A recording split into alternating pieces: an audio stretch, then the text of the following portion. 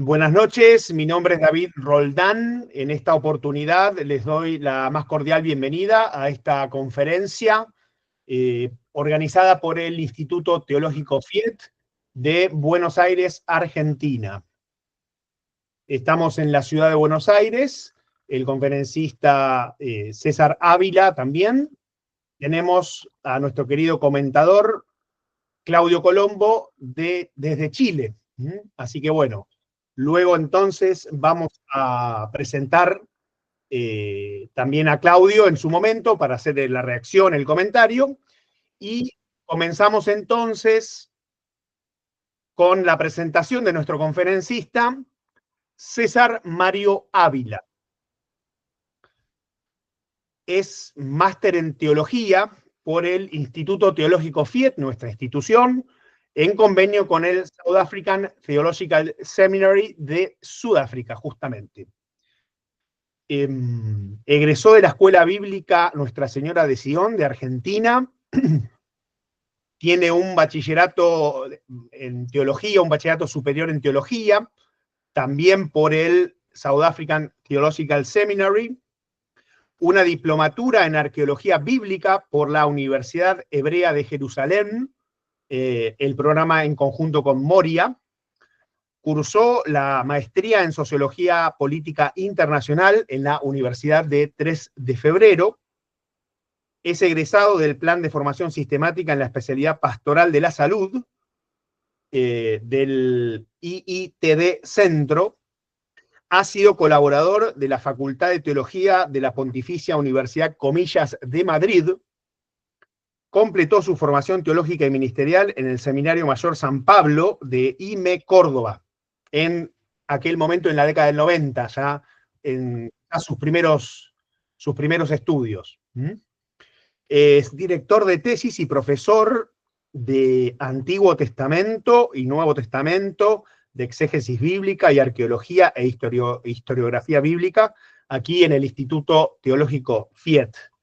Dicta seminarios sobre literatura sapiencial y problemas avanzados del Pentateuco en esta institución y en otras instituciones de la familia de instituciones teológicas.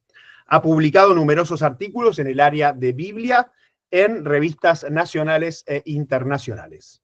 Para aquellos que no nos conocen, el Instituto Teológico FIET fue fundado aquí en Argentina en el año 1977 y ofrece diversas diplomaturas de distinto tipo, digamos, en teología sistemática, en pastoral de la familia, digamos, en lo que es el trabajo con las iglesias, con el liderazgo, con adolescentes, capellanías y demás, y tenemos la formación de licenciatura en teología, maestría en teología y doctorado en teología, institución, digamos, títulos que ofrecemos en convenio con una universidad evangélica de México.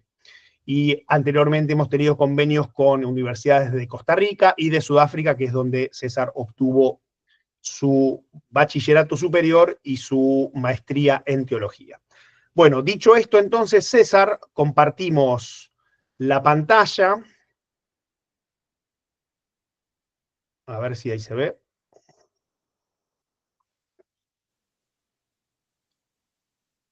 Y entonces vos podés abrir tu micrófono, César. Bien. Bueno. Ahí te escuchamos. Perfecto, adelante. Bien, buenas noches.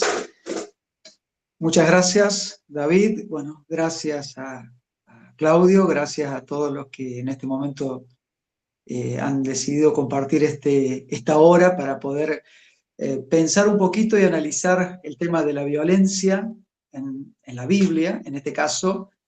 Esta conferencia se llama Violencia y Exterminio, en este caso en la función literaria del Jerem en las escrituras hebreas. Esto es importante, se circunscribe exclusivamente a las escrituras hebreas. Y esto está basado en el contenido de la tesis de maestría que lleva el mismo nombre y que fue presentado hace unos años en FIET y SATS, que estuvo supervisada por David y por Pablo Andiñach, el doctor Pablo Andiñach. Como siempre digo, siempre uno permanece agradecido por el apoyo y el acompañamiento, en este caso de ellos, para este trabajo. Bueno, y antes de empezar en sí con la exposición, me parece importantísimo agradecer, ¿sí? Agradecer, como dije recién, a todos.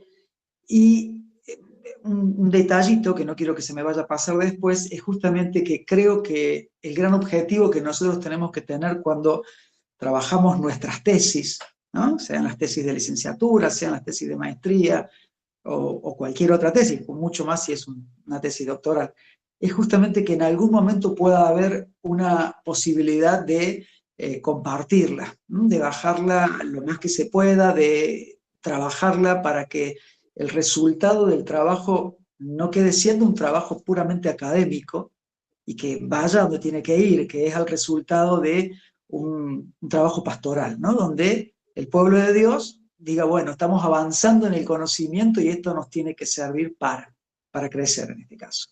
Así que, dicho esto, quiero hacer un comentario. Yo pensé el tema de la tesis, este tema de la violencia, y muy en especial el tema del Jerem, a partir de hace muchos años, cuando compartía con mis hijas una oración de la liturgia de las horas, donde permanentemente se hace mención del cántico apocalíptico, porque ha llegado la hora donde sean destruidos los que arruinan la tierra. Eso siempre me quedó y me llevaba al Jerem, ¿no? Y decía yo, bueno, a ver qué pasa. Bueno, a partir de la charla con el director de tesis y demás, concluimos con que lo importante era concentrarnos en el Jerem, y en este caso en las escrituras hebreas. Aclaro lo de las escrituras hebreas porque no están comprendidas las escrituras que están en griego, ¿sí? Del Antiguo Testamento. La violencia siempre es un tema y nosotros decimos que nadie se puede escapar a ese tema porque sea que como oprimidos, opresores, o yo digo espectadores, más o menos todos somos, ¿no? En este momento en el mundo y hace años que hay focos de problemas y de violencias y de conflictos en el mundo, en el Observatorio de Conflictos Mundial que con sede en Alemania siempre se menciona y siempre rondan los 300 más o menos activos en el mundo. Hoy estamos lamentablemente con el tema de la invasión a Ucrania y estamos con los conflictos de Medio Oriente que también cada tanto vuelven a resurgir, pero este es algo permanente. Ahora, la violencia. El ser humano ha crecido en muchas cosas, crece en el macrocosmos, va hasta el infinito y más allá, viene acá lo mínimo y ve microscópicamente muchas cosas y descubre, pero la violencia no la puede manejar. Por lo tanto, es un tema que pareciera que le exceda a su propia capacidad. Entonces, el tema es que frente a la pregunta que muchas veces se hace, que es, bueno, ¿por qué Dios no hace nada? ¿Por qué Dios, o qué hace Dios para arreglar este asunto? Hay otra cuestión que es peor, que es que muchas personas dicen, no, bueno, se descalifica, digamos, los libros sagrados, la escritura sagrada, porque dice está lleno de violencia. La Biblia está llena de violencia, llena de muerte, llena de exterminio, llena de... Entonces, ¿qué vas a esperar de eso? Y lamentablemente se pone el foco en los fundamentalismos y nos olvidamos a ver exactamente cuál es el mensaje o qué quiso decir la palabra cuando nos trae el Jerem como una realidad. Entonces, dicho esto, nosotros, así a grandes rasgos, vamos a intentar ver cómo el tema de la violencia que está registrada desde el prólogo del Génesis, o sea, el prólogo teológico del 1:11 del Génesis, hasta el Apocalipsis, ahí en el 29, como todo el tiempo hay violencia. Lo primero lo tenemos que tomar nota. Segundo, vemos cómo esto afecta a partir de la idolatría, que va a ser el punto que va a estar todo el tiempo trabajándose, cómo afecta al rostro que el ser humano tiene de sí mismo, o sea, la desfiguración del rostro humano, y también del rostro divino. Es decir, cómo nosotros captamos o describimos el rostro de Dios. En este punto quiero ser muy concreto. Nosotros estamos hablando desde las Escrituras hebreas. Si bien es cierto, todo esto tiene un link permanente al Nuevo Testamento y a ese rostro del Padre que nos ha traído Jesucristo, no estamos hablando de ese punto, no estamos analizando ese punto. Estamos analizando el Antiguo Testamento o el Primer Testamento en las Escrituras hebreas. Luego vemos cómo el tema de la relación del hombre con el ámbito sagrado y la ambigüedad que tiene esto, porque la palabra jerem es un término ambivalente, ambiguo, y eso también lo vamos a charlar. Vemos qué significa el mensaje religioso del jerem, y principalmente en una historia que es la que cuentan los profetas en el Antiguo Testamento, que es la historia de Deuteronomista. Y como en el libro de Josué está puesto el centro, ¿no? Ahí gravita en forma particular. Y el tema de la posesión de la tierra, porque el libro de Josué es el libro de la posesión de la tierra. Finalmente, más allá de que nosotros analicemos y veamos qué puede significar para nosotros ese mensaje, nosotros vamos a intentar ver desde la predicación profética, ya que el deuteronomista es la historia contada por los profetas, y vamos a darle la dimensión escatológica que para nosotros tiene el jerem, ¿no? Desde un solo autor yo nunca pude ver una definición de jerem, porque la mayoría termina diciendo que, bueno, que eso perteneció a otra época y que normalmente se explica así, ¿no? Entonces, bueno, eso es algo donde se pensaba de otra forma y donde, bueno, entonces ahí nomás queda. El tema es que el jerem es un dispositivo de destrucción radical, o sea, una destrucción absoluta, total. Entonces, los conceptos generales que nosotros analizamos de violencia tienen raíz, o dónde hace raíz la violencia y qué alimenta la violencia y cómo lo afecta al ser humano. Nosotros pasamos a la cuestión moral. ¿Cuál es el tema de la cuestión moral? Bueno, justamente que nosotros vamos leyendo la Biblia y van a aparecer todo el tiempo muerte y cosas escandalosas de todo tipo, ¿no? Es decir, uno puede hacer listas de textos o de citas bíblicas y podemos cansarnos. Entonces, bueno, hay un tema. El tema es que hay algunos pasajes de la Biblia, por ejemplo, lo tengo remarcado en Jeremías 18:21, donde una oración que pide venganza por su pueblo, bueno, ahí la cosa hace temblar todas las bases, ¿no? Es decir, esto es un montón, esto es mucho. Entonces, ¿qué pasa?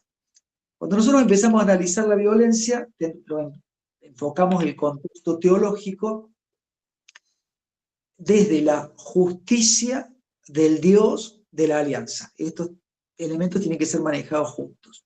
La justicia del Dios de la alianza.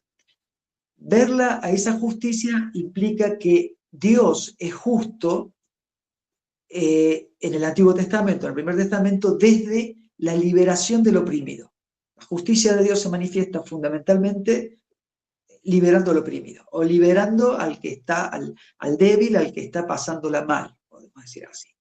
Entonces, a eso se le agrega el hecho de que el ser humano como tal nunca va a ser justo delante de Dios. Entonces, al término de justicia siempre hay que agregarle la misericordia, ¿no? Dios es justo y fiel o misericordioso. Son dos términos que casi siempre los vemos juntos cuando estudiamos. Entonces, en el Levítico, capítulo 19, el verso 2, va a llegarse a la conclusión de que el pueblo que se relaciona con este Dios de la alianza tiene que ser santo porque su Dios es santo. Entonces, el punto a tener en cuenta acá es que ese pueblo al que se le pide santidad es un pueblo de hombres libres. Es un pueblo de hombres libres que han sido liberados en su momento por Dios.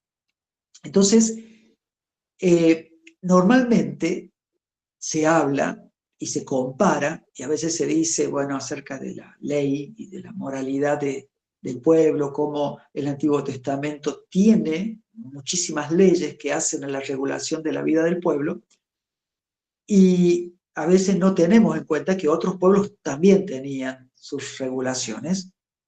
La diferencia a la que yo pude llegar en mi investigación fue que la relación Dios-pueblo que tiene, digamos, la ley moral o las leyes internas, la cuestión social en Israel, hace que sea o que esté un escalón por encima de otras regulaciones o de las leyes de otros pueblos, ¿sí? Es decir, ahí el tema pasa a tallar en esto, en qué relación tiene el pueblo de Israel con los otros pueblos. Y ahí vamos a ver una dicotomía, vamos a ver dos partes.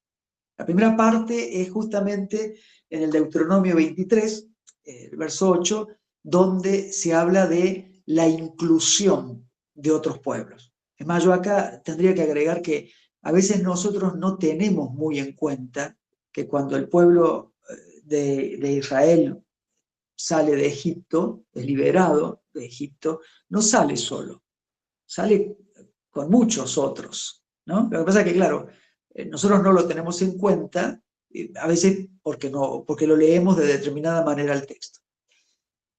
Eso hace que, de repente, en la Deuteronomio 23 va a hablar acerca en especial de los idumeos, dice, no tendrás por abominable al idumeo, porque es tu hermano, no tendrás por abominable al egipcio. Y esto es todo un tema. El egipcio era el que lo había oprimido. Dice, porque fuiste forastero en su país. O sea, le da un tema que podría ser largamente hablado por otro lado. Pero hay la otra parte de esta dicotomía es el trato con las otras naciones que sí son abominables, que están en el Deuteronomio capítulo 7, y dije abominables porque ese es el término que se va a usar en el Deuteronomio 7 del 1 al 6, directamente Israel recibe la orden de consagrarlos al anatema. ¿Qué es consagrarlos al anatema? Es esto, es la destrucción total, es el jerem, es la aplicación de este dispositivo. Entonces ahí pasamos al tema de la justicia relacional. ¿Por qué? Porque ver cómo funciona esta justicia del Dios de la Alianza, que no es lo mismo que la idea que nosotros tenemos, la idea occidental de justicia distributiva, ¿no? Esto de que a cada uno lo suyo, sino que esta justicia la excede. ¿Por qué? Porque está el concepto relacional en el medio. ¿Y eso qué significa? Que como Dios tiene una relación especial con su pueblo, la relación comunitaria que Yahvé tiene principalmente a través del culto con su pueblo, ofrece a su pueblo, hace que toda justicia tenga que ver con toda la comunidad. Es decir, lo que suceda va a tener que ver con los efectos que haya con respecto a toda la comunidad. La clave para saber si se actúa en justicia o en falta de esta está en la fidelidad a las relaciones comunitarias, por la misma relación que Dios tiene con su pueblo. Bueno, acá pasamos a ese punto que es la violencia estructural. ¿Por qué hablamos de violencia estructural? Tanto el homicidio como la opresión son injusticias. El tema es que la violencia punitiva, decimos, del hombre y la de Dios, constituyen la respuesta normativa a la violencia infligida contra un inocente. Queremos decir que cuando hay un inocente que necesita que se le haga justicia, tanto de parte de Dios como de parte de la ley humana, va a ser a través de muerte, o sea, violencia ejercida sobre el opresor. Entonces, si bien hay una respuesta a la violencia, y a buenas y primeras parece justo, se puede afirmar que se termina justificando la violencia estructural. ¿Está bien? O sea, esa espiral de violencia que ha comenzado desde en el prólogo del Génesis, que se habla del hombre que se desconoce con su hermano, Caín y Abel, y que lo termina eliminando, ese hombre que es Caín, que va a ser el que edifica grandes ciudades, etcétera, etcétera. Bueno, eso entró en una espiral tal que la cosa excedió y llenó la tierra. Excedió y llenó la tierra. Entonces, a partir de esto, aparece qué alimenta esa violencia del ser humano, ¿no? Bueno, los intereses personales, las cosas que hace que el ser humano las ponga por encima del propio hombre y se generan sus dioses, ¿no? Eso, ahí está la idolatría, ese sería algo así como el centro de la idolatría.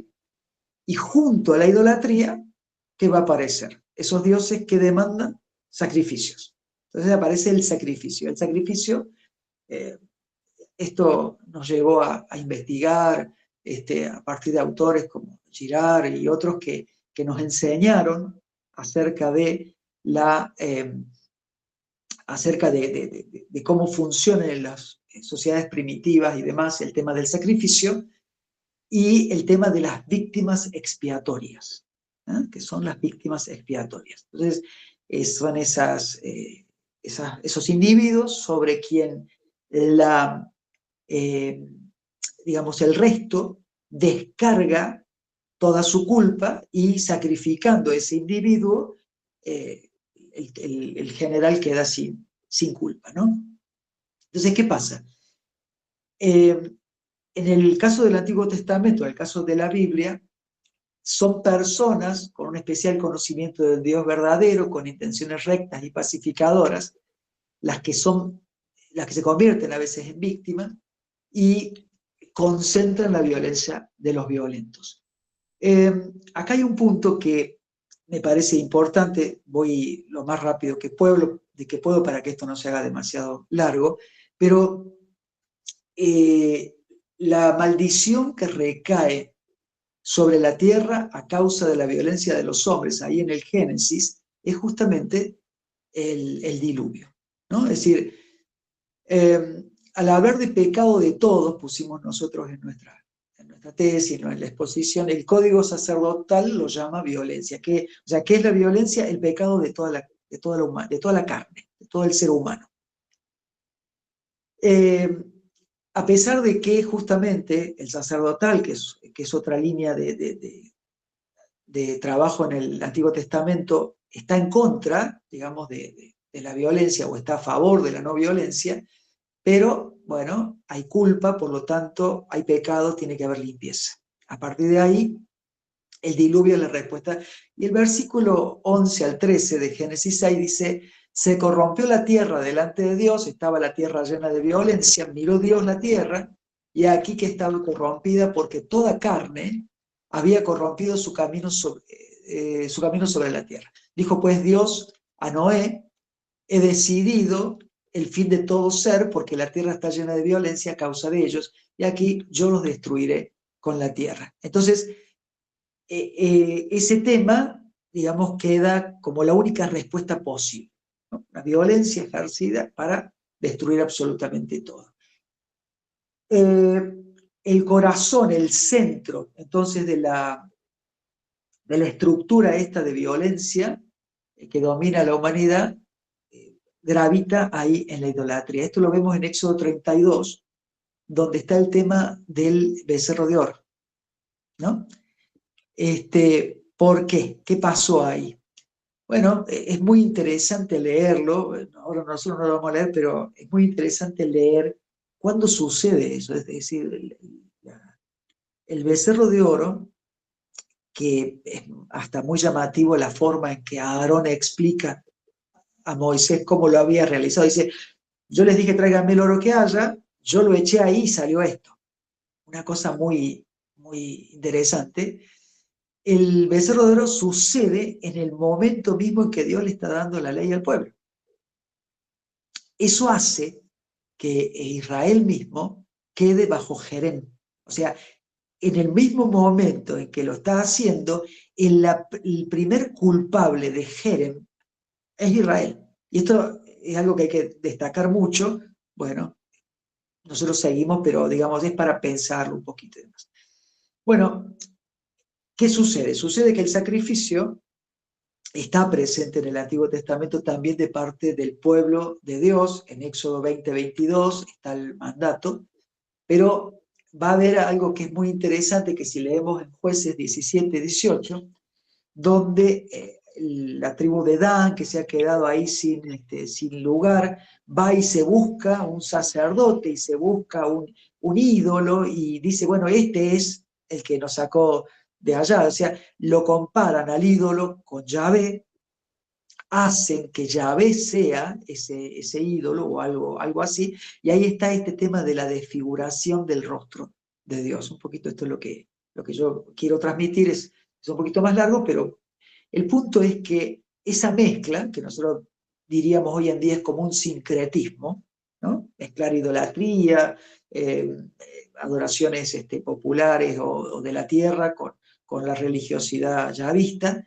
ese sincretismo que se da ahí, llega un momento en que ya no tiene lugar. Y eso lo vemos en Oseas capítulo 11, versículo 2, donde Dios le dice al pueblo, ¿qué tengo que ver yo con eso? Y eso es fundamental. Es decir, ¿para qué es todo esto? Para comprender lo que el siguiente punto, que es el rostro de Dios, y que hace que, no sé si nosotros por ahí hemos puesto una imagen, yo creo que recién la compartimos, de Abraham, que en el sacrificio de Isaac, ¿no? Mal llamado así porque no fue sacrificado, pero cuando esto sucede es porque Abraham mismo, nos da a entender el texto, habría comprendido de que supuestamente, bueno, todos lo hacen y si Dios me lo pide debe ser lo que tiene que ser. No hay todavía una comprensión de Dios, no hay un rostro de Dios definido, de este Dios del cual nosotros vamos a ir entendiendo a partir del proceso. Entonces nosotros hicimos ahí un ítem muy pequeñito, lo cual fue desarrollado largo en la tesis, que es cómo comprender el aspecto destructivo y el rostro de bendición de este Dios.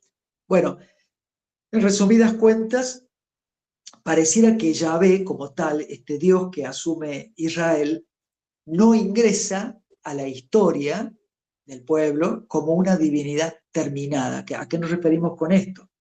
A que asumir a este Dios que por un lado parece que es bondadoso y por otro lado es súper, hiper destructivo y vengativo y un montón de cosas, bueno, no hacen al Dios que nosotros hoy, por eso lo mencioné al principio, o que después nos vino a presentar Jesús, ¿no? Al rostro del Padre.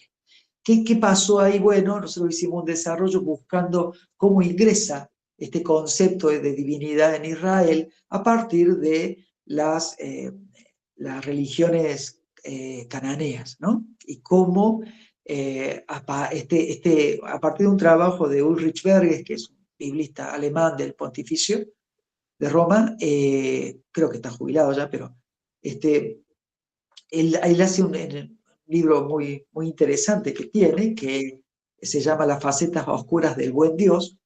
Es muy interesante porque él comenta justamente esto, ¿no? Cómo a partir de el Dios de la tormenta, pero después que viene una lluvia suave y que, bueno, entonces son aspectos ambiguos de Dios. Bueno, ese rostro era el rostro de Dios que todavía se estaba desarrollando. Entonces, a partir de acá, sí podemos hablar del Jerem como tal, el Jerem como dispositivo que estamos hablando.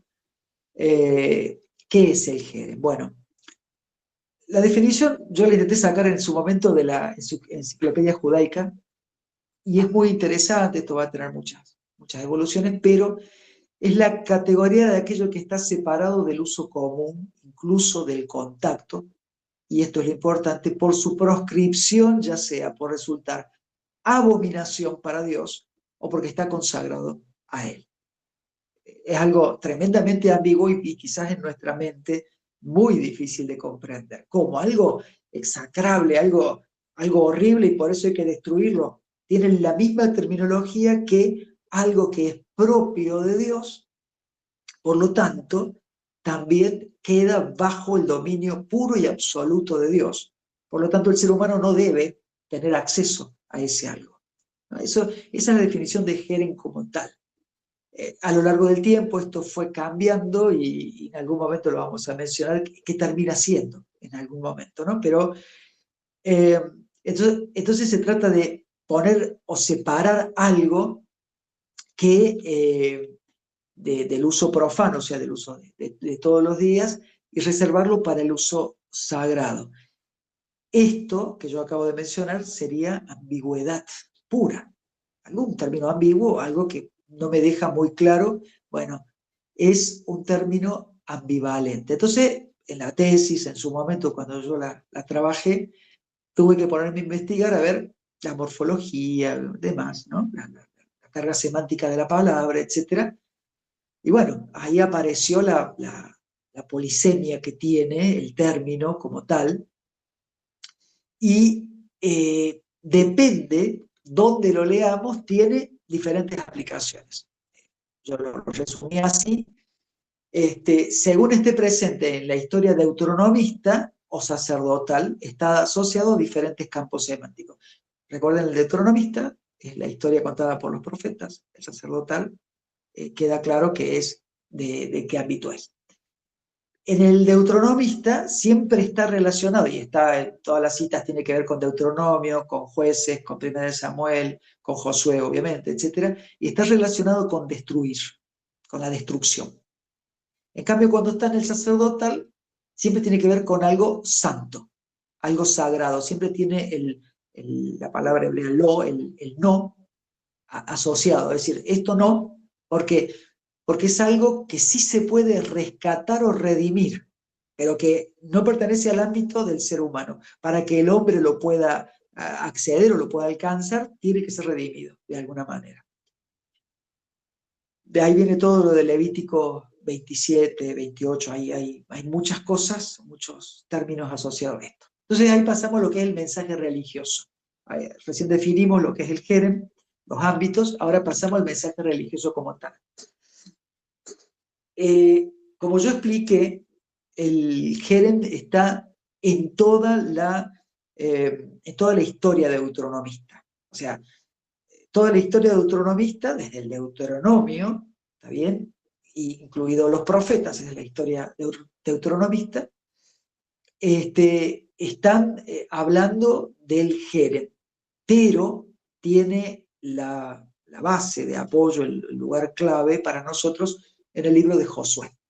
Y esto es lo que genera un montón de cosas, incluso porque el libro de Josué por ahí se hace popular, incluso por épocas como hace un tiempo atrás que había salido una serie, mucha gente me hablaba de eso, de una serie que había salido, y bueno, obviamente pasarían y, según la descripción del libro, bueno, esto escandaliza a más de uno, ¿no? Pero ¿cómo hay que matarlos a todos? Bueno, entonces, viene el tema en sí de lo que es la conquista de la tierra, la posesión de la tierra prometida y la situación de los destinatarios regresados del destierro. ¿Por qué viene esta relación?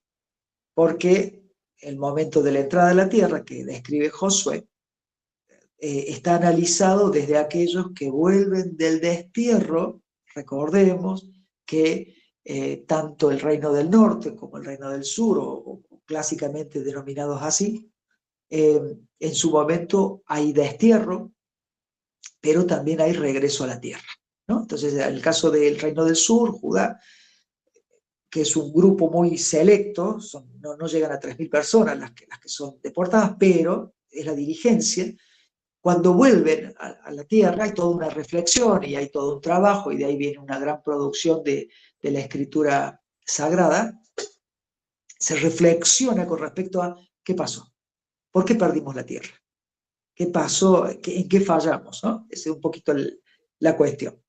Entonces, el libro de Josué, en el mundo, algunos dicen que eso se hizo, se pensó así, porque fue una manera de exorcizar. Yo voy a citar acá a Ska, que es biblista también del pontificio, que dice, quiso exorcizar el presente con la ayuda del pasado.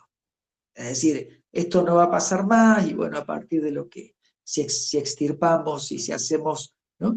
Algunos dicen que tiene que ver con ver una idealización de los tiempos pasados. Antes nos llevábamos todo puesto, Dios estaba con nosotros y ¿cómo es? Hacíamos un trabajo grande en la posesión, en la conquista de la tierra. Nosotros eso nos lleva a la pregunta histórica, ¿no? Lo que nosotros denominamos así, la pregunta histórica. ¿Por qué? Porque ¿qué pasó? ¿Existió? Incluso alguien una vez me preguntó eso, ¿no? Después que había estudiado yo esto, me dijo, ¿y vos a qué conclusión llegaste? ¿Pasó o no pasó? ¿Sucedió o es toda una cuestión de una historia contada y nada más con otros objetivos? Bueno, detrás de la pregunta histórica hay un problema y es que hay diferentes escuelas. A mí me ayudó a hacer este trabajo y me animó mucho poder hacerlo, un viaje que yo pude realizar hace unos años a Israel cuando hice esa diplomatura en Moria con la Universidad Hebrea, y tuvo que ver con poder preguntarle a muchos, a varios por lo menos, arqueólogos y gente a cada lugar donde visitábamos, por ejemplo, Hazor, que es ahí en Josué 11, que es supuestamente un exterminio total, hay una aplicación de Jerem. Preguntar, ¿no? A diferentes personas, a diferentes arqueólogos, bueno, a ver, de acuerdo a la evidencia arqueológica de hoy, qué hay, qué tenemos, qué pasó. Esto responde un poquito a dos líneas de trabajo.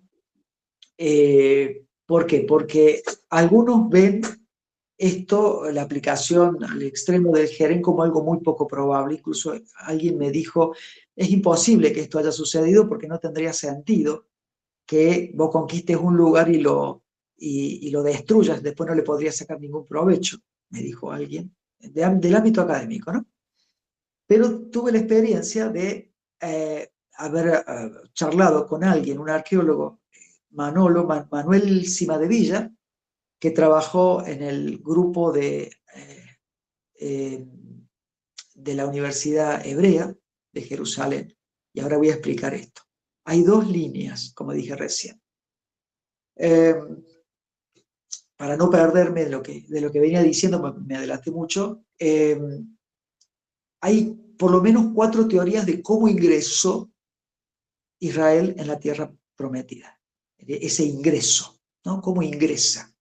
Bueno, por lo menos hay algunos que dicen que ingresa, tal cual lo describe la Biblia, aplicando Jerem y destruyendo y pasando todo por encima. Hay otros que se van al otro extremo y dicen que no, que fue algo muy gradual, muy con el tiempo y que no hubo nada de guerra y nada más. Y en el medio otras posturas. Incluso está la postura de que quizás se tratara de una revuelta de gente que ya habitaba en Canaán, ¿no? Y de ahí viene el mismo pueblo de Israel. El tema es que estas dos escuelas que yo les contaba recién, una está representada por Yadin, que es la de la Universidad Hebrea de Jerusalén, y que se apegó al texto bíblico en su investigación, en su trabajo arqueológico, y la otra, la de Tel Aviv, que es la de Aaroni, y que tiene una mirada más progresista, decimos, ¿no? En su investigación arqueológica. Al día de hoy, digamos, cuando uno habla o escucha, hay un arqueólogo muy famoso que pertenece a Tel Aviv, justamente a esta mirada progresista, que es Israel Finkelstein. Todo lo que encuentren de él es muy interesante, muy bueno. Y Amon Bentor es otro arqueólogo también muy importante, muy famoso, y pertenece a la Universidad de Jerusalén, con una mirada completamente opuesta en este punto. Bueno, Cimadevilla, que trabajó en el equipo de Bentor, me decía que él, donde estuvo ahí, en Hazor, en el lugar donde estábamos caminando, me dijo, yo aquí pude registrar que hubo por lo menos 1 metro de cenizas, ¿sí? De una gran flagelación. Entonces, ¿qué quiero decir con esto? Esto es coloquial, muy una charla que nosotros hemos tenido, pero ¿a dónde voy con todo esto? Que las universidades asumen diferentes cronologías. Entonces hay la cronología que asume Tel Aviv, Finkelstein y demás, es que supuestamente cuando Israel llega ya Jericó no existía, o sea, está hablando de que hay un anacronismo en el relato, en la narrativa con respecto al dato histórico. En cambio, la Universidad de Jerusalén sigue la cronología que coincide con lo que presenta la Biblia. Entonces, ¿qué pasa? Nosotros registramos en ese momento en la tesis justamente esta opinión de Zuckerman, en una revista de arqueología, que habla acerca de cómo la realeza cananea más grande e influyente del sur del Levante, que era lo que hoy es Tel Hatzor, ahí hubo señales de destrucción a partir de una feroz conflagración. Y lo que les comentaba recién, que me decía Cima de Villa. Ahora, ahí hay un punto que a mí me parece muy importante. ¿Dónde se registraba esto? Fundamentalmente, en el espacio del culto, en el lugar del culto. O sea que si hay algo que es claro, para mí, en base a esto, es que cuando había la conquista de un espacio, era indudablemente necesario la destrucción de los dioses del lugar y del espacio cúltico del lugar para evitar los sincretismos posteriores. ¿Qué pasaba en el resto? Bueno, no queda muy claro. A lo mejor en algún momento hubo más o menos, pero no queda del todo claro. En el espacio cúltico seguro que sí. Algunos piensan, bueno, como Andiñach, que fue tutor, dice que la aplicación del Jerem era algo así como que determinaba qué quedaba dentro y qué quedaba afuera de Israel, ¿no? Hasta acá sí, esto otro hay que destruirlo porque atenta contra la identidad, sería un poquito esto lo que.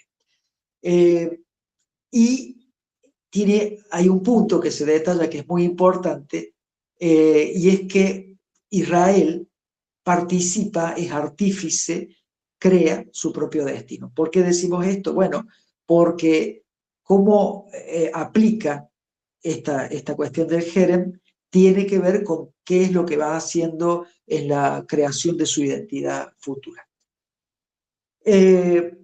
La obra deuteronomista está reescrita a la luz del destierro, dejando en claro que la desobediencia de los mandatos divinos ha derivado en la pérdida de la bendición de la tierra de Israel. Entonces, se podría preguntar qué valor implicó la aplicación de este dispositivo en la obediencia que Israel debía a Yahvé. Al mismo tiempo, es oportuno considerar la posibilidad de la mala aplicación. Este es el punto, ¿no? Es decir, muy bien, había que obedecer ese mandato, pero ¿y ese mandato fue bien obedecido o fue obedecido de acuerdo a la idea del pueblo? Entonces, antes de ir acá al punto que es el establecimiento en la tierra por la Torá, David, ¿cómo estamos con el tiempo? Sí, estamos aproximadamente en 40 minutos, un poquito menos, 38, 39. Así que tenemos todavía un rato más, pero bien, vamos bien. Bien. Viene el tema entonces en sí de lo que es el establecimiento en la tierra por la Torá. ¿Por qué lo mencionamos así? Nosotros en este trabajo seguimos un trabajo realizado y nos ayudó y nos incentivó mucho del profe Carrasco, que decimos en FIET, profesor Juan Carlos Carrasco, que advierte acerca del mal hermenéutico, o sea, de esto de interpretar, que acarrea una lectura legalista, en particular de los textos que encarnan la visión de los profetas acerca de la historia. Entonces, eso, digamos, como nosotros, si tenemos una visión muy legalista, cómo distorsionamos lo que los profetas han presentado. Entonces, esta tal perspectiva nos haría perder de vista la crítica profética que conecta la voluntad de Dios que gobierna a su pueblo a través de la Torá y las fallas del pueblo que no escuchó la ley. ¿Está bien? Entonces, es decir, a los profetas hay que leerlos, estudiarlos para entender, es decir, es clave en esto, para la interpretación del Jerem, qué es lo que nos dicen los profetas. Pero bueno, ahí siguiendo a Brueggemann, se acuña el término comunidad alternativa. Esa comunidad alternativa, en poquitas palabras, sería este Israel que viene a traer algo diferente a la tierra. ¿No es cierto? Bueno, la pregunta entonces por responder es acerca de, ¿puede venir esta comunidad alternativa? ¿Puede Israel traer algo diferente a esta tierra sin violencia? Esa es la gran pregunta. Bueno, entonces, según Carrasco, lo que tenía que ser un proceso conducido por los prodigios de Yahvé, de acuerdo con su promesa, resultó en acciones humanas descontroladas y cargadas de excesiva violencia. Esto es muy interesante este punto de vista porque lo que está diciendo, si leemos Éxodo 23:20 o Deuteronomio 7:17, etcétera, que se habla del ángel de Yahvé, Dios promete, yo voy a mandar mi ángel, sería esta, en poquitas palabras, yo voy a mandar mi ángel delante tuyo. Y ahí la canción de Juan Luis Guerra nos recordaría lo de la avispa, ¿no? Yo te mando las avispas para que, bien, te abran camino. Yo voy a echar a estos pueblos, los voy a echar yo, dice el Señor. Pero después, en la práctica, es más, dice, tampoco los voy a echar en un periodo muy corto, te voy a dar tiempo para que la tierra no quede desierta. O sea, ahí está hablando de un proceso de paciencia, tiempo, fe, ¿no? Y acción de Dios, donde el pueblo lo que tenía que hacer, según más o menos lo que leemos, era no enredarse, no mezclarse con lo que no tenía que mezclarse en esa tierra prometida. Entonces, el líder, para eso, tiene que ser valiente. Bueno, lo que leemos regularmente en Josué 1:8 en adelante, tomar el libro de la ley, mira que te mando, que te esfuerces, y todo lo que tantas veces leemos acerca de cuál era el modelo que tenía que tener el líder para llevar adelante esa conquista de la tierra, mal llamada para mí conquista, sino, bueno, la posesión de la tierra. Entonces, el punto es, el establecimiento en la tierra tenía que hacerse de acuerdo a la Torah, de acuerdo a la ley. Entonces ahí viene, yendo un poquito rápido, a la voluntad de Dios, de los hombres, pusimos nosotros, y está el pasaje de Josué 5:13, que es muy importante, para mí fue fundamental en todo esto, porque relata la aparición misteriosa del príncipe del ejército de Yahvé, diferentes traducciones, lo vamos a encontrar con diferentes descripciones, pero es un personaje misterioso que se le aparece a Josué cuando está por comenzar la posesión de la tierra a partir de Jericó. Bueno, y acá viene este diálogo que es clave, que algunas veces incluso yo lo he compartido para analizar en algunas clases y demás, que es esto de, Josué le pregunta, bueno, ¿de qué lado estás? ¿A favor nuestro? ¿Eres de los nuestros o de nuestros enemigos? La respuesta del ángel es no. Y ese no lo traducen diferentes traducciones de diferentes maneras. El no significa, para algunos es, bueno, no, entonces no es de los enemigos, es nuestro. No, no dice eso. De ninguno, ahí Carrasco va a trabajar ese tema también, muy importante, de ninguno. ¿Por qué de ninguno? Porque no está diciendo, está diciendo ni lo uno ni lo otro. O sea, el ángel no está diciendo yo vengo para venir a exterminar al lado tuyo. Lo que le está diciendo el ángel, yo vengo para que se cumpla la voluntad de Yahvé en la posesión de la tierra. Entonces, es muy interesante porque la referencia directa que nosotros tenemos es Números 22, con ese pasaje del ángel y Balaam, ¿no? Cuando va de camino y el ángel está blandiendo la espada. Bueno, la imagen es la misma. La imagen es la misma, ¿no? Entonces, Dios diciendo, ojo, porque lo que tiene que suceder tiene que estar de acuerdo a la voluntad de Yahvé. Es decir, habitar la tierra, propiedad de Yahvé, va a ser una bendición solo alcanzada por la obediencia a la Torah e incluye los métodos que impone el Señor. Detrás de todo eso, nosotros hicimos ahí una investigación que es muy lindo, lo que en algunas ediciones targúmicas, los targumes, el targum de Jonatán, la Tosefta de la Genisá, y hay otros que hablan acerca de cuál es la charla que tiene el ángel con Josué. y no dice que viene a felicitarlo ni que viene a decirle muy bien, dice que le viene a decir que tiene que cumplir. Y incluso en algún momento hay un diálogo que le reclama que ha dejado de leer la Torá, o sea, que ha dejado de estudiarla a la Torá. Es decir, todo lo contrario a lo que nosotros en las interpretaciones regularmente escuchamos por ahí, ¿no?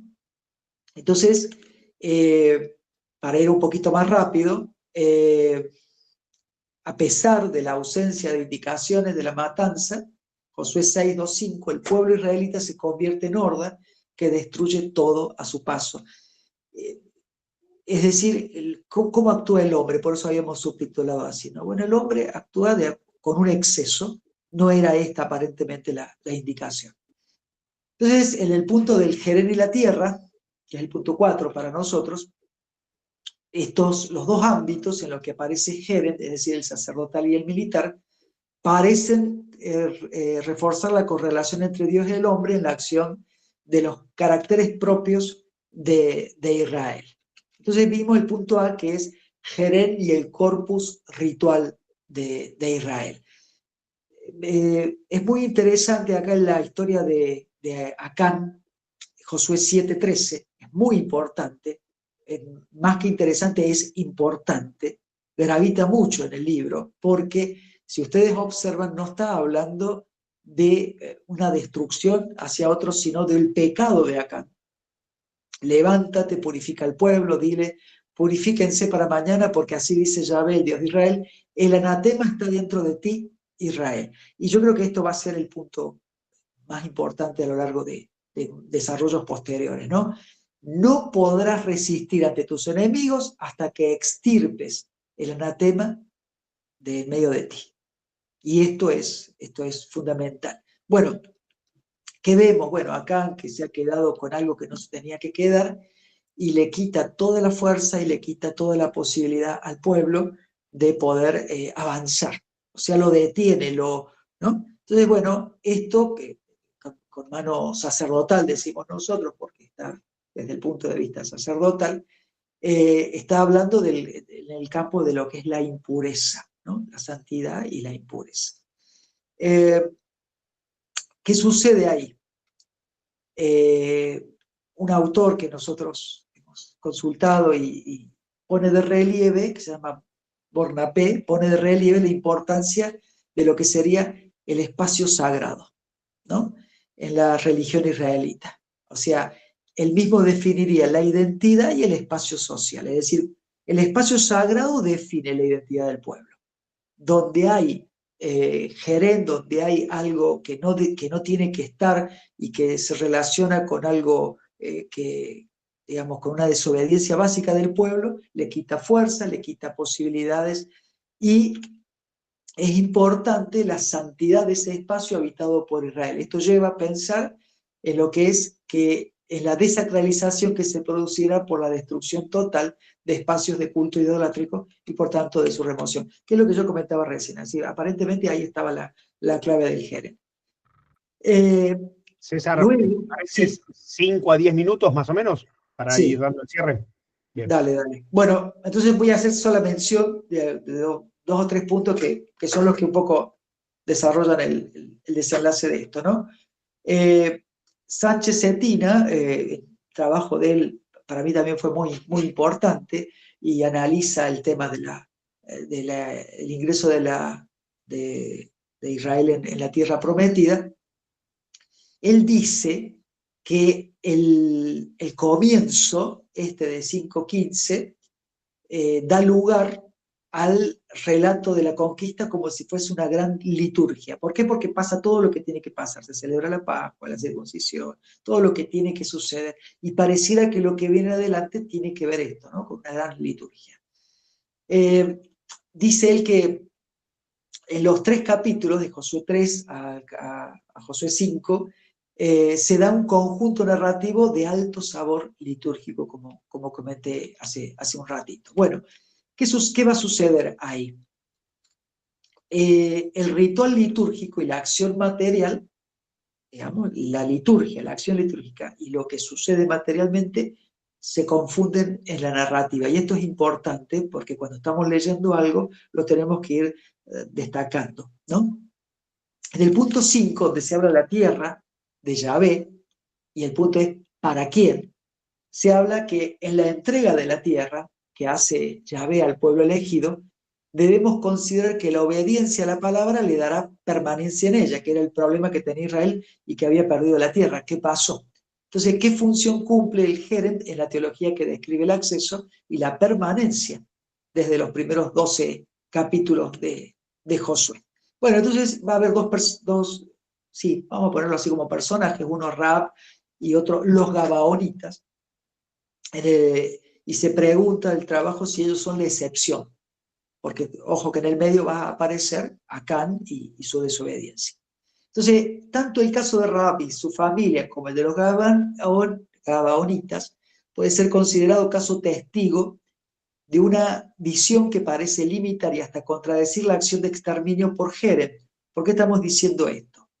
Porque parecen excepciones, pero por el resultado inclusivo sugieren que esto es lo que quiere Dios, ¿no? Porque hay otros casos, los calevitas, por ejemplo, que también son introducidos en el pueblo. O sea, hay muchos casos de introducción al pueblo. Y entonces, no pareciera que la idea es vamos a exterminar todo lo que no sea puro, ¿eh? Que es la idea original que muchas veces se tiene, puro de esta sangre, de este pueblo, de esta etnia, nada que ver. Entonces, parece que los ejemplos dejan en claro que los cananeos pueden ser recibidos y no obligatoriamente exterminados bajo Jerem por Israel, dependiendo de la aceptación del Dios de Israel por parte de estos, además de su fidelidad. En ambos casos es importante señalar que no son solamente tolerados, sino que son hechos partes de la alianza con sus promesas. Entonces va a venir el análisis que hacemos de Rahab y es muy interesante porque pareciera que Rahab tiene más fe que los propios espías que vienen de parte del pueblo, porque es ella la que les da el testimonio a ellos, diciéndole, nosotros sabemos las proezas y las cosas maravillosas que Dios ha hecho por su pueblo, etcétera, etcétera. O sea, ahí hay un testimonio. Y luego va a pasar un poquito lo mismo con los Gabaonitas, que son 4 pueblos que están ahí alrededor y que bajo un engaño vienen y le dicen a Josué lo mismo, ¿no?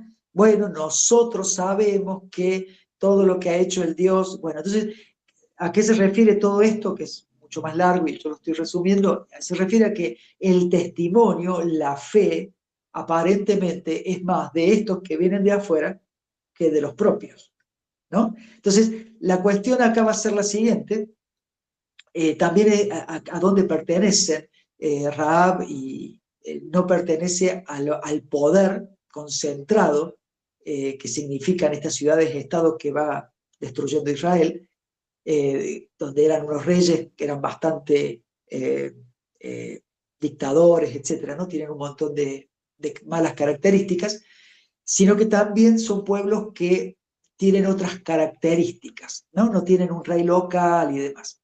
No pertenecen a las ciudades-estado. Conclusión, a ver un poquito más adelante cuál es el próximo.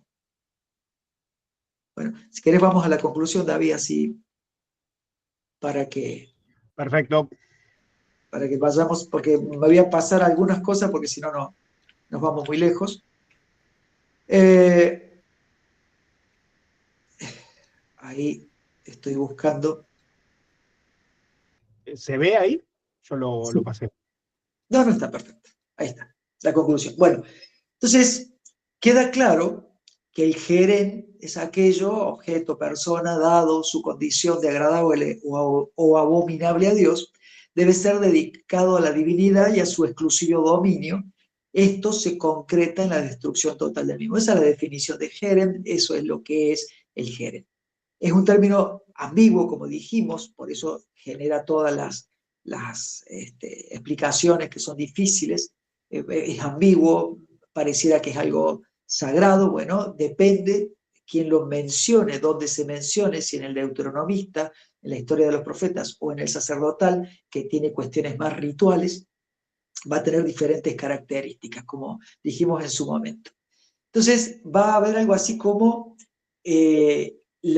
como dos niveles, ¿no? En el segundo nivel hermenéutico, el término va a funcionar como un símbolo escatológico y la inevitable destrucción y exterminio de todo aquello, objeto o persona, que habiendo sido alcanzado por el pecado de la idolatría y la práctica asociada a la misma, contaminan la tierra, que es propiedad de Yahvé. Josué 5, 13, 15, que es la parte que ponemos más, ¿cómo se dice?, en relieve. ¿Por qué?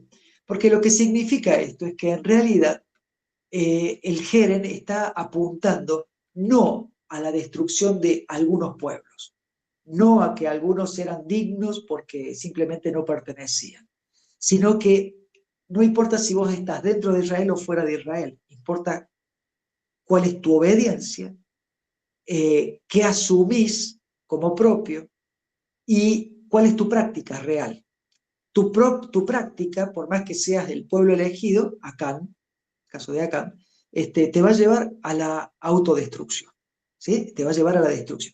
Entonces, cuando hablamos de escatológico, y para terminarlo, cuando hablamos de escatológico, estamos hablando entonces de un versículo clave que es Malaquías 3, 22, 24, que tiene mucha conexión con lo que nosotros leemos luego en el comienzo del Nuevo Testamento, que va a decir, va a señalar nada más y nada menos que si Israel no está parado en la Torá y si no escucha, ¿está bien?, tiene un solo final posible, que es la aniquilación.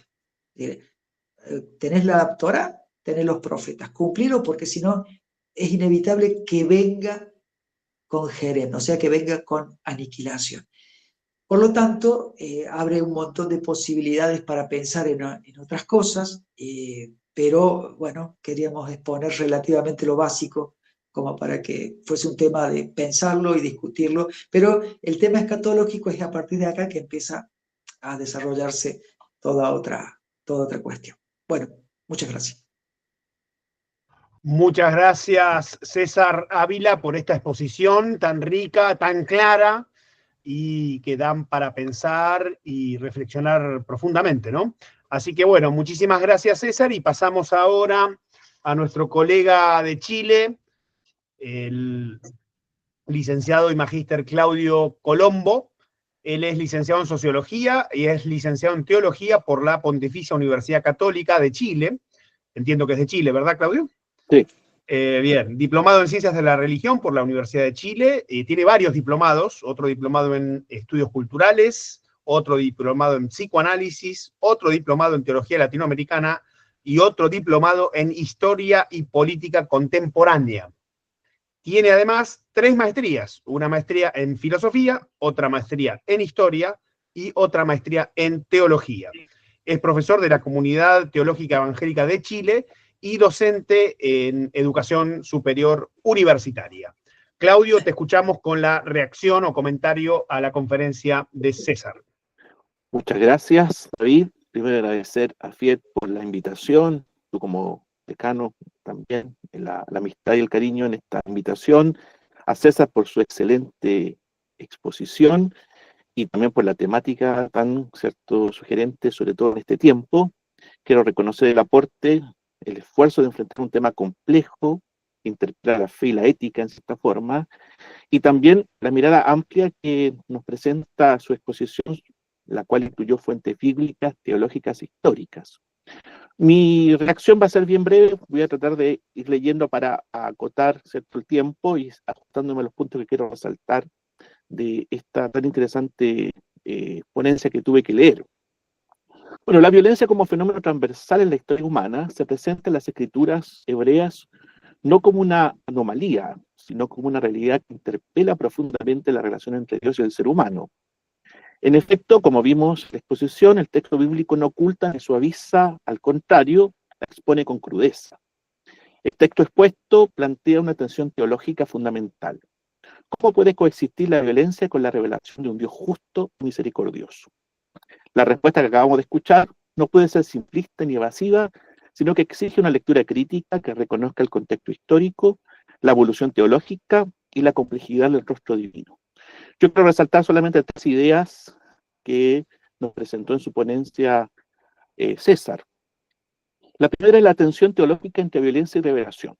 En primer lugar, el texto aborda con profundidad el problema de la violencia divina en las Escrituras, destacando cómo ésta ha sido objeto de debate teológico a lo largo de los siglos. Por ejemplo, solamente recordar la postura, ¿cierto?, de Marción, el cual propone una ruptura radical entre el Dios del Antiguo Testamento y el Dios de Jesús, mientras que Orígenes propuso una solución integradora mediante la alegoría. Así, esta tensión entre justicia y misericordia, entre realidad y simbolismo, se convierte en el eje interpretativo que atraviesa la historia teológica y así también la ponencia de César. Seguidamente, uno de los aportes significativos del análisis es la relación entre violencia y idolatría. Como ya mostró el autor, comenta que la idolatría, lejos de limitarse a la adoración de imágenes, implica una distorsión profunda del rostro de Dios y del ser humano. En este sentido, la violencia ritual, específicamente el sacrificio cruento, aparece como una expresión de una estructura idolátrica que necesita víctimas para sostenerse, como bien lo aclaró César. El Antiguo Testamento, lejos de justificar esta dinámica, lo denuncia y la transforma. No obstante, aunque el texto propone una lectura honesta y compleja de la violencia divina en las Escrituras, reconociendo que esto no es una anomalía, sino una realidad teológica que interpela profundamente, el afirmar que el Antiguo Testamento denuncia y transforma la violencia ritual, se corre el riesgo de suavizar la crudeza de ciertos pasajes que parecen justificarle en algunos casos. Por ende, queda abierta la pregunta sobre si lo simbólico puede realmente resolver el conflicto ético sin diluir el peso histórico de los relatos violentos. El segundo punto que quiero hacer alusión es sobre el jerema, ¿cierto? Perdón. Destrucción ritual o símbolo de santidad y exclusión. En el segundo lugar, el concepto jerem presenta en la historia deuteronomista y representa también uno de los desafíos éticos más profundos, como nos decía el autor. El autor comenta que la destrucción total de los pueblos, como mandato divino, parece contradecir la idea de un Dios de paz. No obstante, esta práctica debe ser leída desde un contexto histórico, teológico, como expresión de una justicia relacional que busca preservar la santidad del pueblo elegido. La dificultad de encontrar una interpretación única del jerem revela, por tanto, la necesidad de una hermenéutica crítica que reconozca la evolución de la imagen de Dios en la Biblia. Además, el jerem es un concepto complejo, como ya se dijo, entendido como una categoría ambigua que oscila entre lo sagrado y lo destructivo. Nuestro autor, César, comenta que el texto destaca su función ritual y militar, así como un papel en la reconstrucción de la identidad de Israel. La polisemia del término y su uso en distintos contextos literarios revelan que no se puede ser reducido a una práctica uniforme. Más allá de su literalidad, el jerem funciona como expresión de una justicia relacional que busca preservar la unidad del pueblo, aunque esto plantea serios dilemas éticos.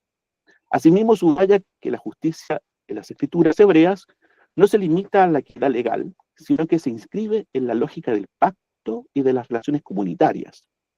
Esta justicia relacional, que fue muy bien destacada por César, se extiende incluso al trato con otros pueblos. Por otro lado, el autor explica que el jerem no puede ser entendido únicamente como una práctica histórica de exterminio, ya que la evidencia arqueológica no confirma su aplicación sistemática. En cambio, se propone que el jerem cumple una función teológica y simbólica dentro del relato bíblico, especialmente en el libro de Josué, como bien lo decía César. Esta perspectiva permite leer el jerem como una como una herramienta narrativa que expresa tensiones entre lo sagrado y lo destructivo, más que una política divina literal. Sin embargo, al sugerir que el jerem busca preservar la santidad del pueblo elegido, se corre el riesgo, pienso yo, de justificar la exclusión y el exterminio como mecanismo de purificación. En este punto, cabe preguntarse si no sería más pertinente leer el jerem como una expresión de una teología del poder que instrumentaliza lo sagrado para legitimar la violencia. La crítica arqueológica, mencionada al final del texto, es clave pues cuestiona la historicidad misma de los relatos, aunque podría abrir nuevas vías hermenéuticas. En este contexto, una de las contribuciones importantes del texto es la crítica ética al Jerem. El autor dice que la Biblia hebrea no ofrece una visión unívoca ni justificadora de la violencia, sino que la problematiza desde múltiples ángulos, como ya se dijo. La distinción entre el mandato divino y la acción humana, especialmente en el episodio de con Jericó, sugiere que parte de la violencia puede ser iniciativa del pueblo y no voluntad directa de Dios. Esta ambigüedad se refuerza con la crítica profética y con escenas como la teofanía de Josué, que advierte contra un uso triunfalista de la fuerza. En consecuencia, la fidelidad de la Torá aparece como el verdadero criterio de permanencia en la tierra y no de una conquista militar, como se dijo en el último momento. El tercer punto es la crítica interna del texto bíblico que nos presenta la ponencia. Por último, el libro de Josué, la conquista, se configura como una liturgia, dice el texto, donde cada acción militar está precedida por rituales que refuerzan la idea de la guerra que pertenece a Yahvé. El autor dice que esta dimensión cultural, transforma el espacio geográfico en territorio sagrado. Y el Jerem es un acto de purificación frente a la idolatría. Sin embargo, esta lógica se ve matizada por figuras como Rahab y los Gabaonitas, cuya inclusión revela una apertura teológica que supera la exclusión étnica y permite una comunidad basada en la fidelidad de Dios. A pesar de ello, al presentar el Jerem como una extensión del culto, se corre el riesgo de espiritualizar una práctica que en su literalidad implica exterminio. La idea de que la guerra pertenece a Yahvé y que el botín es suyo puede ser interpretada como una teología de posesión que legitima la violencia en nombre de la santidad, como lo que hoy está sucediendo en Gaza, si lo podríamos pensar desde ahí. En apoyo a esta lectura crítica, el autor cita especialistas como Daniel Hack, Douglas Heard, Urchit Bergs, quienes ofrecen una interpretación que desactiva la literalidad del Jerem y lo entienden como un símbolo ideológico, advertencia ética o categoría retórica. Estas lecturas revelan que el texto bíblico no justifica la violencia indiscriminada, sino que la problematiza desde dentro. La inclusión de extranjeros fieles, como decía César, la crítica a la desobediencia interna, como lo que pasa con Israel, y la ambigüedad de las teofanías muestran que el verdadero proyecto divino no es la destrucción, sino la formación de una comunidad justa. En este sentido, el Jerem se convierte en una figura que señala el conflicto entre fidelidad y corrupción, más que en un orden de exterminio. La afirmación de que el Jerem puede ser suspendido ante la conversión es esperanzadora, pero también plantea el problema de condicionar la misericordia a una sumisión total, lo que puede reproducir dinámicas de poder encubiertas bajo el lenguaje religioso. Para concluir, el autor hace alusión que el texto ofrece una reflexión profunda sobre el trasfondo traumático de la literatura bíblica en la última parte de su ponencia. La memoria de invasiones y exilios no solo genera duelo, sino también creatividad teológica. La teología del resto emerge como símbolo de esperanza, pero también como advertencia. El Jerem puede volverse contra Israel si no se mantiene fiel a su pacto. En definitiva, la narrativa bíblica utiliza el recuerdo del sufrimiento como motor de una reforma espiritual, proponiendo una teología que transforma el dolor en fidelidad y la exclusión en una posibilidad de comunión. El biblista y teólogo Walter Bregemann, en su libro La contranarrativa y espacio de disputa, sostiene que la Biblia es un campo de batalla de voces, gritos y esperanzas. Propone que el texto bíblico contiene una pluralidad de tradiciones que deben ser leídas en tensión y no en una armonía forzosa. Frente a la violencia ritual, la expone como parte de una narrativa que incluye protesta, lamento y crítica profética, que implica confrontar la violencia sin anestesiarla. Este enfoque permite que la teología bíblica enfrente sus sombras con honestidad. De igual manera, el Satames, en su relectura desde los márgenes, denuncia que muchas imágenes de Dios en la Biblia refuerzan estructuras de poder y exclusión. Para ella el problema no es solo la violencia ritual, sino su legitimación a través del lenguaje excluyente. La hermenéutica no debe silenciar las tensiones internas del texto, sino visibilizarlas y reinterpretarlas en una ética de justicia y equidad. Tamen nos recuerda que enfrentar la violencia ritual implica también desmontar las estructuras que la perpetúan en nombre de lo divino. Una pregunta que nace en esta interesante exposición de César, y solamente la voy a plantear para ver si tenemos el tiempo y demás de las otras preguntas que se van a hacer. César, mi pregunta que nace sobre tu texto y sobre tu muy clara exposición es: ¿puede una teología que vincula la santidad con la exclusión evitar convertirse en una legitimación religiosa de la violencia, incluso cuando se presenta como justicia relacional? Eso sería mi pregunta frente al texto y frente a la reacción. Gracias, David, gracias, César, por tu exposición. Excelente, Claudio, muchísimas gracias. Y entonces, ahora en primer término tiene la palabra César, probablemente después algún comentario final de Claudio, y también pasamos a las preguntas del chat, que hay algunas. Sí, sí, sí. Adelante, César. Bueno, muchísimas gracias, Claudio. Muchísimas gracias, primero que todo. Bueno, yo creo que para resumir y no hacerlo demasiado extensa mi respuesta, creo que yo he reforzado la convicción a lo largo de la lectura de las diferentes fuentes y demás acerca de este tema, que el Jerem en sí es una advertencia casi absolutamente dirigida al propio Israel. Y que como es casi una advertencia dirigida al propio pueblo, me parece a mí que de algo que en su momento, de nuevo, por ser ámbitos diferentes, el deuteronomista, el del sacerdotal y demás, pasando exclusivamente al ámbito de lo santo, yéndonos al sacerdotal, yo creo que si Israel tomaba en cuenta esta advertencia, aunque esté en boca del profeta, no en vano es el cierre de la profecía, de los profetas menores, Malaquías 3:22, 24, digo, no en vano es el cierre para mí que hacía falta.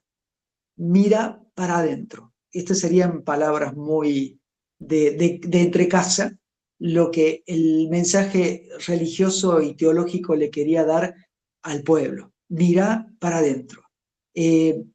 Vos creés que los problemas están afuera porque vos sos mi propiedad exclusiva. El problema está en que vos, siendo mi propiedad exclusiva, no asumís tu identidad, te contaminás de diferentes maneras, y ahí ese término ya es un término pesado, hablar de contaminación, pero generas a través de tu idolatría, generas tu autodestrucción. Perdés todas las bendiciones dadas, etc., ¿no? No sé si más o menos con esto puedo estar respondiéndote, Claudio. Adelante, Claudio, si querés comentar algo más. No, muchas gracias. Yo considero que es sumamente importante hacer esa aclaración, sobre todo en el contexto que estamos viviendo de esta temática política internacional, ¿cierto? Que a veces los grupos fundamentalistas tienden a tomar esta argumentación como para justificar estos actos de violencia. Y creo que eso que tú explicas nos permite contextualizar bien el texto y sobre todo el término. Así que eso sería. Gracias.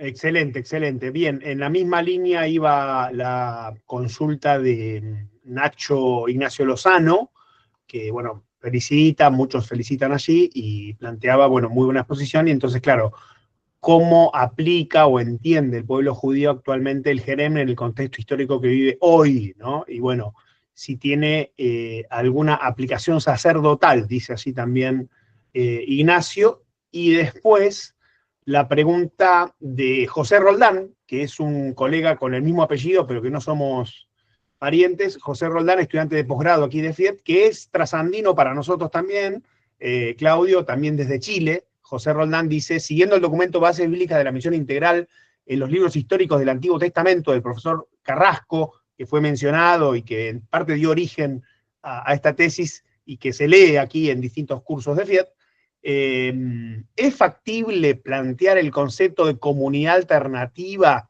y una conquista no violenta en sociedades marcadas por la violencia y muchas veces fundamentada en la interpretación del texto bíblico? Esta interpretación de la comunidad alternativa y no violenta, ¿solo se plantea desde el cristianismo o tiene antecedentes en alguna corriente del judaísmo? Pregunta José Roldán. Esas por ahora son dos de las preguntas que podemos compartir, luego vemos si hay más preguntas. Bueno, me quedé con la segunda, entonces me vas a tener que acordar bien. Vos podés responder lo que vos quieras, no hay problema, porque bueno, ahí van más preguntas también, así que vos adelante. Creo que a ver si entendí esto, si hoy aplicaría Jerem, Israel, creo que fue esa la pregunta en algún punto. Bueno, si entendió el mensaje, el pueblo, si entendió el mensaje, lo aplicaría para sí mismo. Es decir, de nuevo, yo creo que el mensaje no está dado como un mensaje de exclusión hacia otros, sino que creo que el mensaje en realidad está funcionando. De hecho, no es la idea que continuar o linkear, como dije hace un rato, con el Nuevo Testamento, pero en realidad lo que comenté, así como cierra el Malaquías 3:24, 22:24, a los profetas menores, hablando de esto, es la advertencia. Es decir, o te convertís o estás expuesto a esto, ¿sí?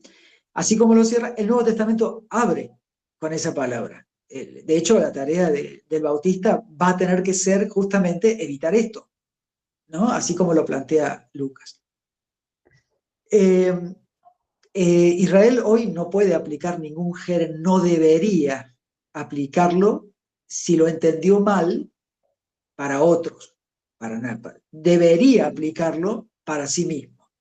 Dicho sea de paso, yo creo que también tenemos que tener mucho cuidado ahí en esto, como mencionó Claudio, el tema de Gaza y demás. La violencia, si bien no se focaliza solo ahí, hoy en día hay persecución en muchos lugares y lamentablemente alimentada por fundamentalismos religiosos.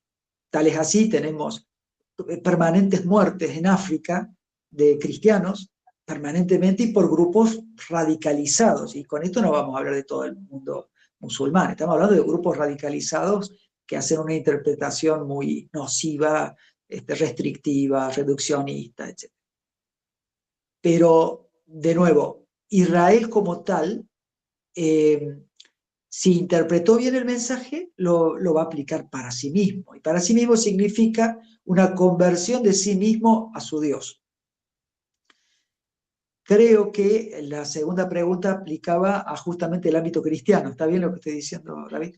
Sí, algunas relaciones entre la comunidad alternativa, el cristianismo, Krugman y antecedentes en el judaísmo, ¿no? Eso me interesa muchísimo. Nosotros creo que hemos perdido de vista hace mucho tiempo, capaz que es una idea mía, pero creo que lo he escuchado también de otros, esto de que nuestra tradición es judeo-cristiana. Por lo tanto, nosotros, cuando en este tema de los exclusivismos, que hay que tener muchísimo cuidado, justamente el mayor peligro, y creo que Claudio lo planteó en su reacción, justamente los peligros que tiene la visión de los exclusivismos. En esa visión es muy peligroso creer que nosotros como mundo cristiano hemos recibido el mensaje, porque de nuevo, nosotros somos judeo-cristianos, por lo tanto nuestra tradición judeo-cristiana, este trabajo se remitió exclusivamente a las escrituras hebreas. Entonces, y en esa escritura queda claro que el mensaje de esa comunidad alternativa era para esa comunidad, no era para una comunidad posterior cristiana. Con esto quiero decir, yo entiendo de que si es posible, la pregunta creo que era si era posible esta comunidad alternativa en un contexto de violencia, si es posible la instalación de una comunidad alternativa. En los parámetros actuales de la historia, digamos, yo creo que se complejiza hasta un punto que creo que nos vamos a frustrar. Y ahí viene de nuevo el punto clave escatológico. Y por eso este tema para mí es muy escatológico, totalmente escatológico. Cuando uno ve, yo creo que lo menciona en la tesis, ¿no? Cuando uno lee 29 de Apocalipsis, y es muy interesante releerlo, cuando dice que se levanta como la arena del mar y qué sé yo, y se levantan todas las fuerzas en contra del Cordero.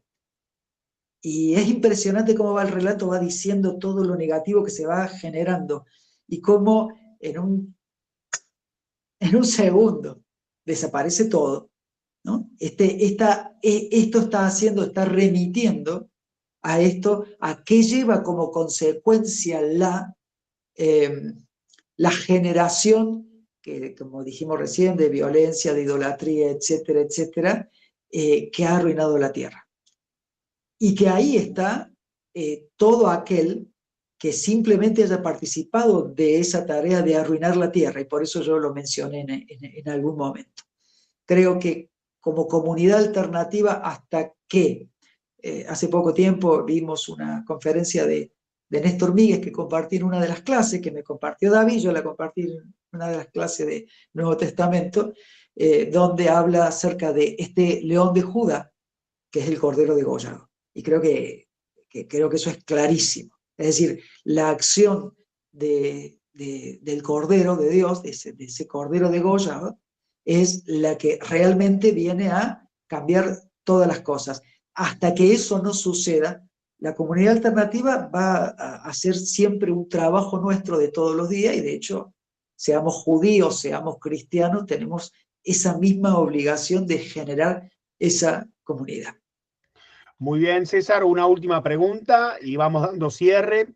La colega Flavia Soldano, de aquí de Buenos Aires, que es una colega y amiga, psicoanalista y magíster en Sagradas Escrituras por el Instituto Universitario ICEDET, felicita por la conferencia y dice, bueno, buenas noches, quería preguntarle, bueno, es una pregunta muy puntual primero, ¿no? Sobre el cambio de nombre en números 13, 16 de Oseas, salvación a Josué, a Dios salva, un cambio de nombre entre salvación y a Dios salva, ¿no?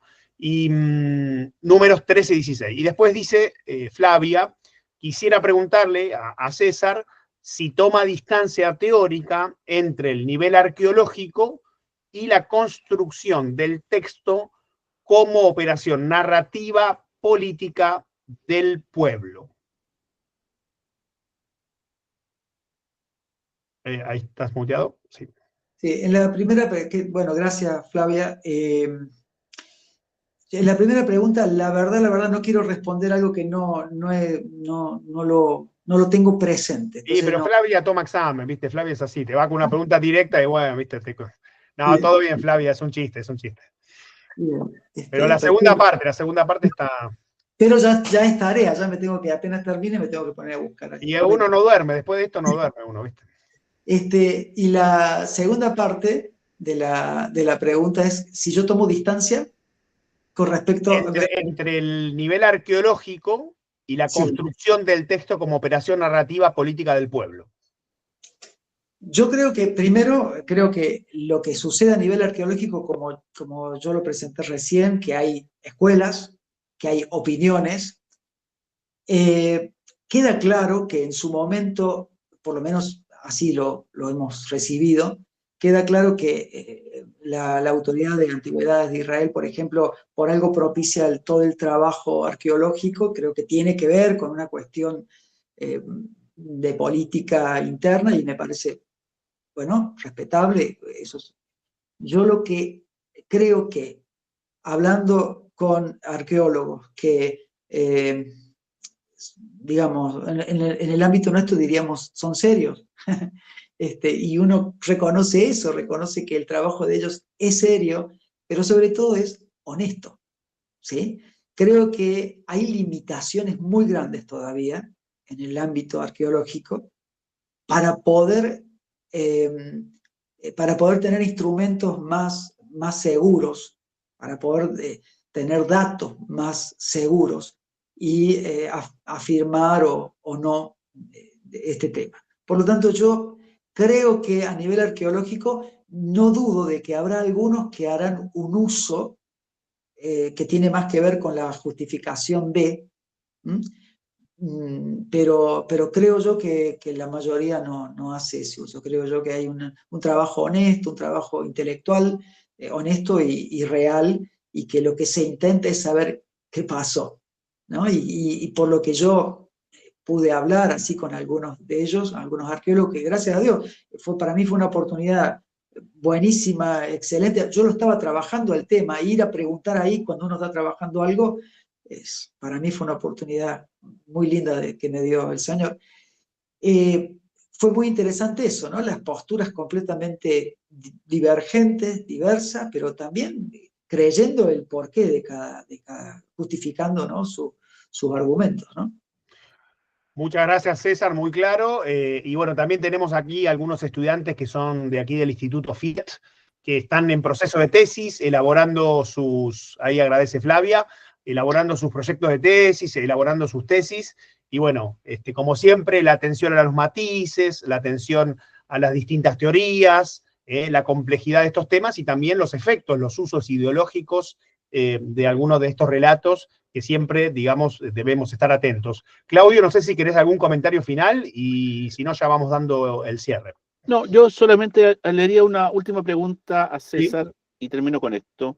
Porque él comenzó diciendo que pensó su tesis, ¿cierto?, para también llevarlo a una práctica pastoral. Y eso me gustó mucho cuando inició con sus palabras. Entonces, César, ¿cómo tú piensas que podemos enseñar estos textos en comunidades de fe sin caer en estos literalismos que justifican la violencia?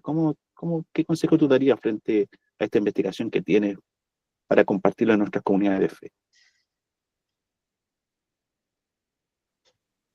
Bueno, yo creo que eso es clave, creo que eso es fundamental, porque justamente si lo vemos globalmente al tema y no caemos en reduccionismos y no hablamos de simplemente, hay que eliminar lo que sea o como sea, y uno hace algo amplio, uno llega a estas conclusiones, ¿no? Donde uno puede propiciar, ayudar en la predicación de uno, hablar de qué importante que es erradicar internamente de adentro tuyo, sos vos, es tu corazón el que tiene que despegarse, por ejemplo, de la idolatría.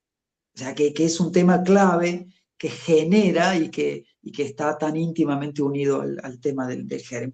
No en vano el Jerem, como dijimos en la exposición, apunta casi estructuralmente o va casi en el punto clave al tema de la idolatría. ¿Por qué?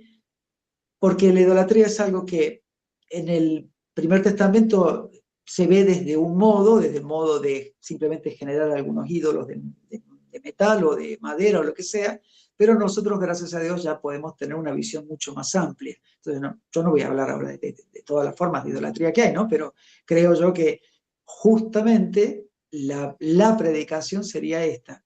En la medida en que no eliminemos nuestras idolatrías, en la medida en que no eliminemos nuestras infidelidades al Señor, volvemos a caer en el mismo punto, ¿no? Es decir, como consecuencia de, y bueno, ahí no quiero abrir otra línea de pensamiento, pero digo, esto es consecuencia de, ni siquiera es que Dios te tiene que venir a castigar de ninguna manera. Esto es consecuencia de, esto está fuera de, por eso en algún momento yo tomé la frase de Andy Ñach, esto de que lo que nos marca, lo que queda dentro y lo que queda afuera. Creo que ahí estaría, por ahí andaría la predicación. Ojalá que sirva la respuesta. Muchas gracias. Bueno, muchísimas gracias a todos, gracias por el interés, muchísimas gracias por acompañarnos y bueno, trataremos de que haya quedado bien la grabación para poder compartir después a interesados e interesadas y volveremos a organizar este tipo de eventos más adelante también aquí con el Instituto Teológico FIAT. Buenas noches, muchas gracias y nos vemos la próxima. Gracias.